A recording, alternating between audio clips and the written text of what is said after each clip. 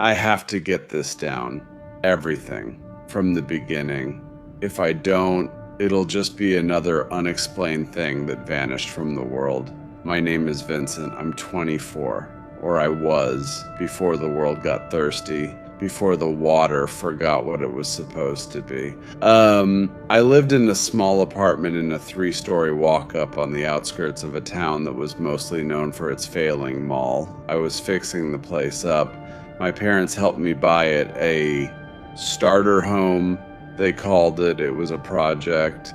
I'd spend weekends sanding floors, patching drywall, learning how to install light fixtures from online videos. It smelled like sawdust and ambition. I had a girlfriend, Lisa. We'd been dating for a year. I had friends from the warehouse where I worked. We'd get together on Fridays, drink cheap beer in someone's garage, and talk about nothing. It was a life, a normal, boring, perfect life. It started with the pipes, old building, old iron pipes. Everyone on my block had the same issue. Every now and then, for a few minutes after the city did some work, the water would run a rusty orange. It smelled like pennies and dirt. You'd let the cold run for 5 minutes and it would clear. An annoyance, a fact of life, but then it stopped clearing. The first real sign was a Tuesday night. I'd worked a late shift, unloading trucks until my back ached. I came home, threw a frozen pizza in the oven, and collapsed on the couch. When the timer went off, I ate straight from the box, too tired for a plate. Afterwards, I shuffled to the kitchen sink to rinse my hands. I turned the cold tap. A sputter, a hiss of air, then it came out. Not rusty orange, a deep arterial red-brown, thick like soup. It didn't splash, it plopped into the stainless steel basin, and the smell, it wasn't just metallic, it was organic, like wet leaves left to rot in a blocked gutter, but underneath was a sweetness, a sickly sweetness that made the back of my throat tighten. I jerked my hand back. The stuff was warm, almost body warm. I stared as it pooled, coating the sink in a viscous film. I had to use a paper towel to turn the knob off, my skin crawling. I went to bed that night feeling filthy. I told myself it was a one-off. A sediment line had burst somewhere. It would be fixed. The next morning I needed a shower. I was groggy, half asleep. I stumbled into the bathroom, turned the shower knob all the way to cold, and stepped in. What hit me wasn't water, it was a lukewarm, black, oily cascade. It felt heavy on my skin. The smell from the night before exploded in the humid air, that cloying, rotten sweetness, now mixed with a chemical tang like chlorine and diesel fuel. I choked, scrambling out, slipping on the wet floor and cracking my elbow against the toilet. I stood there, gasping, naked and dripping with this black sludge, watching it swirl down the drain, leaving a shimmering, iridescent residue on the white tub. My heart hammered against my ribs. This was different. This was wrong.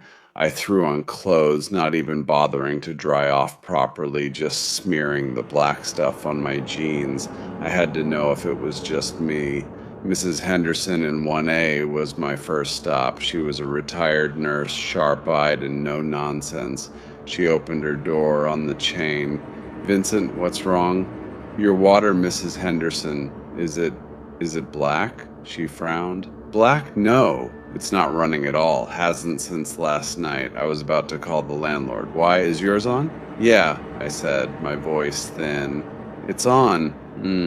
I tried old Mr. Kowalski in 2B. Same story. His water was off completely. The Johnsons on the 3rd floor had a trickle of brown, but nothing like mine. A cold, hard knot formed in my stomach. It was choosing its targets. I drove to the 24-hour supermarket. The lot was more crowded than I'd ever seen it on a Wednesday morning. Inside, the mood was tense, quiet. The water aisle was a war zone. People weren't shopping, they were scavenging. They grabbed cases of bottled water, gallon jugs, sports drinks, anything liquid. Their carts were piled high. I saw two men in work boots nearly come to blows over the last flat of generic spring water. One of them had a wild, frantic look in his eyes I'd never seen before. I managed to get 3-gallon jugs and a case of off-brand soda. The cashier's hands were trembling as she scanned them. "They say it's a main break at the reservoir," she muttered to no one in particular. "They say don't drink the tap." Work texted us an hour later. "Facility closed until further notice due to water service interruption. Do not report." That further notice never came. The city's alerts were useless. First a boil advisory, then a do not use advisory, then the local news station's signal started breaking up, dissolving into static during the mayor's press conference. He looked pale, reading from a script. "Federal assistance is mobilizing."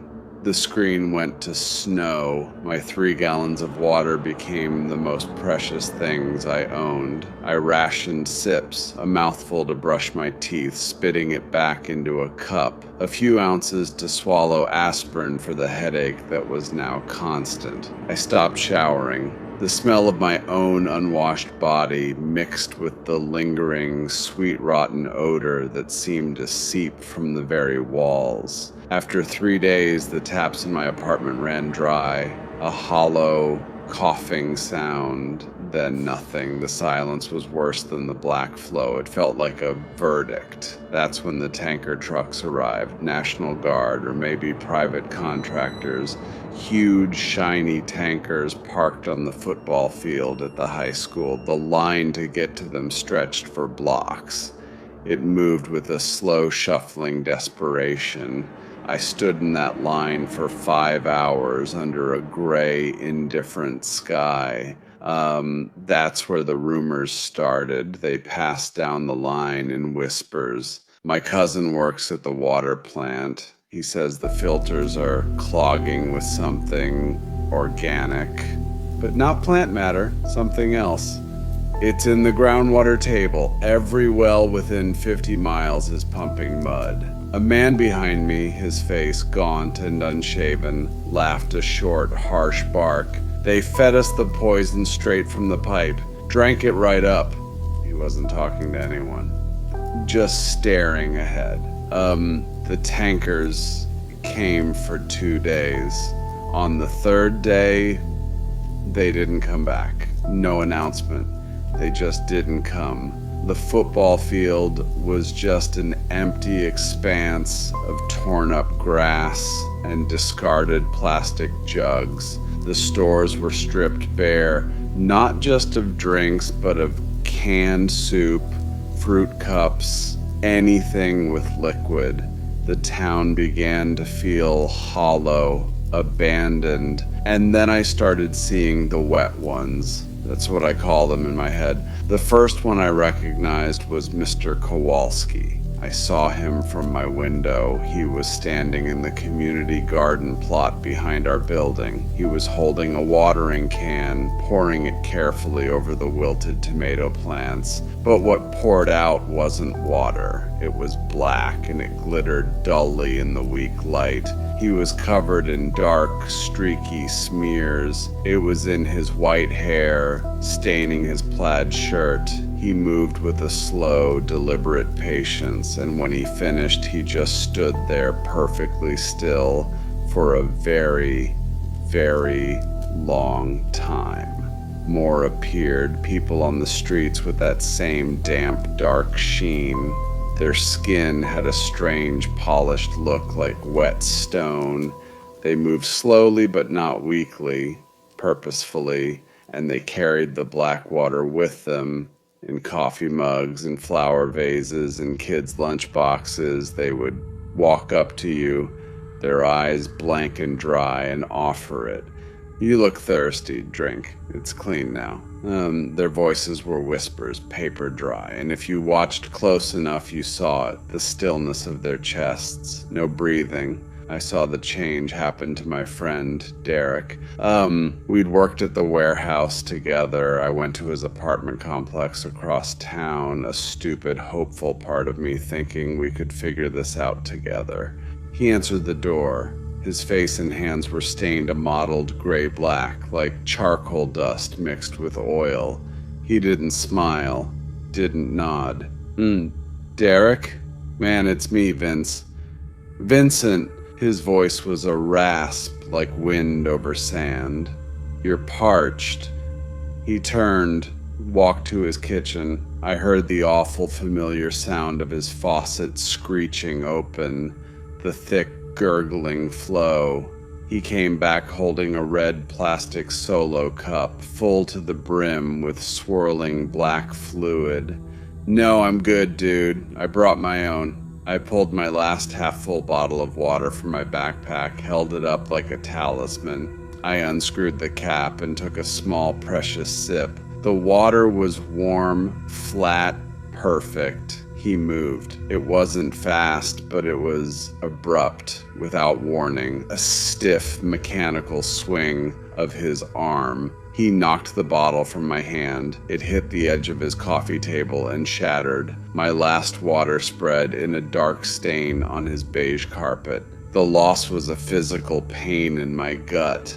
Drink, he said, monotone, shoving the Solo cup toward my face. I backed up, my heart pounding.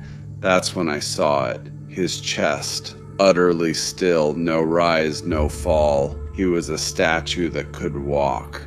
Derek, what's wrong with you?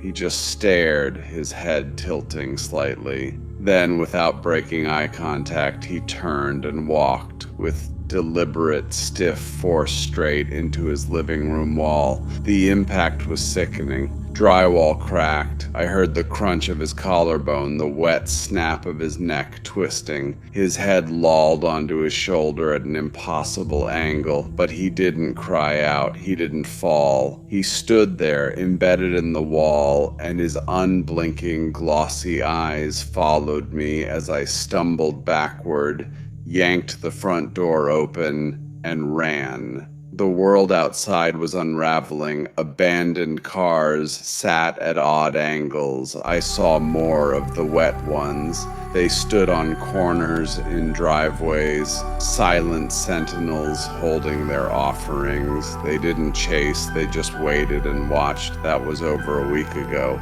The power failed last night. The silence it left behind was absolute. A void. No hum of the fridge, no buzz of the streetlight outside my window, just the wind, and sometimes the soft, insistent tap, tap, tap of a knuckle on my apartment door.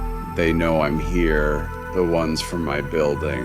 Mrs. Henderson, Mr. Kowalski. They come at night, no words, just that patient, gentle knocking, an invitation. My last can of beans is empty. I've licked the inside of the can. My mouth is full of cotton and dust. My throat is a raw, burning tunnel.